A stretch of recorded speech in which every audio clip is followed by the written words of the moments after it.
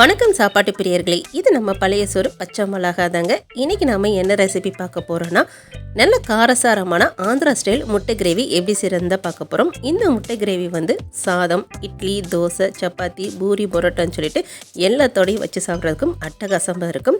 இந்த முட்டை கிரேவி எப்படி செய்கிறதுன்னு பார்க்குறதுக்கு முன்னாடி நம்ம சேனல் பழைய சோறு பச்சை மிளகாவை இப்போ தான் ஃபஸ்ட் டைம் பார்க்குறீங்கன்னா மறக்காமல் சேனலை சப்ஸ்கிரைப் பண்ணிவிட்டு பக்கத்தில் இருக்க பெல் பட்டனை கிளிக் பண்ணிக்கோங்க. இந்த முட்டை கிரேவி பண்ணுறதுக்கு ஒரு பேனில் 2 டேபிள் ஸ்பூன் போல் எண்ணெய் சேர்த்துட்டு எண்ணெய் சூடான பிறகு இதில் 2 பெரிய வெங்காயத்தை நீல வாக்கில் கட் பண்ணி சேர்த்துக்கலாம். வெங்காயத்தை நல்லா மெல்லிசாக கட் பண்ணி சேர்த்துக்கோங்க.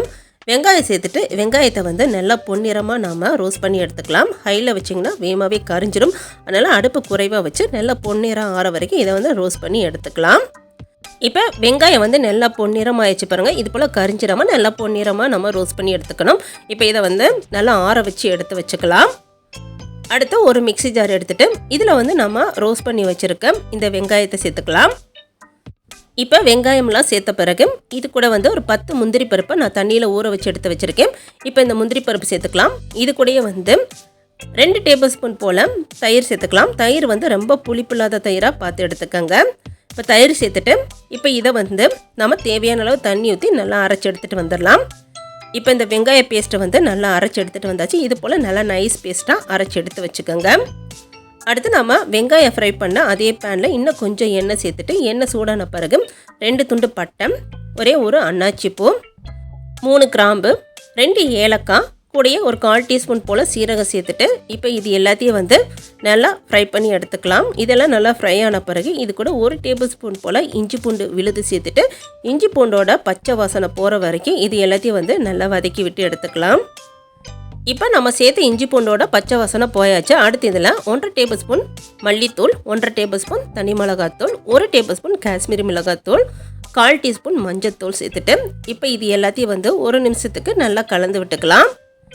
இப்போ இந்த மசாலா எல்லாம் நல்லா கலந்து விட்ட பிறகு இதில் 2 தக்காளியை சின்ன சின்னதாக கட் பண்ணி வச்சுருக்கேன். தக்காளி சேர்த்துட்டு தக்காளி நல்லா சாஃப்டாக வதங்குற வரைக்கும் இதை நல்லா வதக்கி விட்டு எடுத்துக்கலாம். இப்போ தக்காளி நல்லா சாஃப்டாக வதங்குற வரைக்கும் நல்லா வதக்கி விட்டாச்சு. அடுத்து இதில் நம்ம ஏற்கனவே வதக்கி அரைச்சி வச்சுருக்க இந்த வெங்காய பேஸ்ட்டு சேர்த்துக்கலாம். இப்போ வெங்காய பேஸ்ட்டு சேர்த்துட்டு இப்போ இதையும் நல்லா நம்ம கலந்து விட்டுக்கலாம். இப்போ நம்ம சேர்த்த இந்த வெங்காய பேஸ்ட்டு சேர்த்துட்டு நல்லா கலந்து விட்டாச்சு. அடுத்து இந்த கிரேவிக்கு தேவையான தண்ணி நம்ம சேர்த்துக்கலாம். இப்போ கிரேவிக்கு தேவையான அளவு தண்ணி சேர்த்துட்டு இப்போ இது எல்லாத்தையும் ஒரு வாட்டி நல்லா கலந்து விட்டுறலாம். இப்போ இது எல்லாத்தையும் நல்லா கலந்து விட்டாச்சு. அடுத்து இந்த கிரேவிக்கு தேவையான அளவு உப்பு சேர்த்துட்டு இப்போ இதை திரும்பவும் ஒரு வாட்டி லைட்டாக கலந்து விட்டுட்டு அடுப்பு குறைவாக வச்சு இந்த கிரேவியில் இருக்க எண்ணெய் பிரிஞ்சு வர வரைக்கும் இதை ஒரு 10 நிமிஷத்துக்கு நம்ம நல்லா கொதிக்க வச்சு எடுத்துக்கலாம். இது கொதிக்கட்டும். இது கொதிக்கிற டைமில் இன்னொரு பேன் வச்சுட்டு இதில் கொஞ்சமாக எண்ணெய் சேர்த்துக்கலாம். எண்ணெய் சூடான பிறகு 1/2 டீஸ்பூன் தனி மிளகாத்தூள், 1/4 டீஸ்பூன் மஞ்சத்தூள், கொஞ்சமாக உப்பு சேர்த்துக்கலாம். சேர்த்துட்டு இப்போ நம்ம சேர்த்த மசாலா கரிஞ்சிடாத அளவுக்கு இதை எல்லாத்தையும் ஒரு வாட்டி லைட்டாக கலந்து விட்டுக்கலாம். அடுத்து நம்ம இதில் முட்டை சேர்த்துக்க போகிறோம். முட்டையை இது போல் கத்தி வச்சு அங்கங்கே லைட்டாக கீறி விட்டு சேர்த்துக்கோங்க. அப்போ தான் இந்த மசாலா நல்லா முட்டையில் இறங்கும். நான் 5 முட்டை எடுத்து வச்சுருக்கேன். இப்போ இந்த முட்டை சேர்த்த பிறகு இப்போ இந்த முட்டையை இந்த மசாலாவோட சேர்த்து நல்லா ரோஸ்ட் பண்ணி எடுத்துக்கலாம். இப்போ முட்டையை இந்த மசாலாவோட சேர்த்து நல்லா ரோஸ்ட் பண்ணி எடுத்தாச்சு. இது இருக்கட்டும். அடுத்து நம்ம கிரேவி ஒரு 10 நிமிஷத்துக்கு கொதிக்க வச்சுருந்தோம். கிரேவி நல்லா கொதிச்சு எண்ணெய் நல்லா பிரிஞ்சு வர ஆரம்பிச்சிருச்சு பாருங்கள். இப்போ இந்த கிரேவியை லைட்டாக நம்ம கலந்து விட்டுக்கலாம். இது போல் கலந்து விட்ட பிறகு இதில் நாம் ஏற்கனவே ஃப்ரை பண்ணி வச்சுருக்க முட்டையை எடுத்து சேர்த்துக்கலாம். முட்டை சேர்த்த பிறகு இப்போ இதை திரும்பவும் ஒரு வாட்டி லைட்டாக கலந்து விட்டுடலாம். கலந்து விட்டுட்டு அடுப்பை குறைவாக வச்சு ஒரு 2லேருந்து 3 நிமிஷத்துக்கு இந்த கிரேவியை நம்ம கொதிக்க வச்சு எடுத்துக்க போகிறோம். இப்போ அடுப்பை குறைவாக வச்சு ஒரு மூடி போட்டு மூடி ஒரு 3 நிமிஷம் நம்ம வெயிட் பண்ணலாம். இப்போ கிரேவி ரெடி ஆயிடுச்சு. இதில் பொடியாக கட் பண்ண கொத்தமல்லி தழை மட்டும் சேர்த்துக்கலாம்.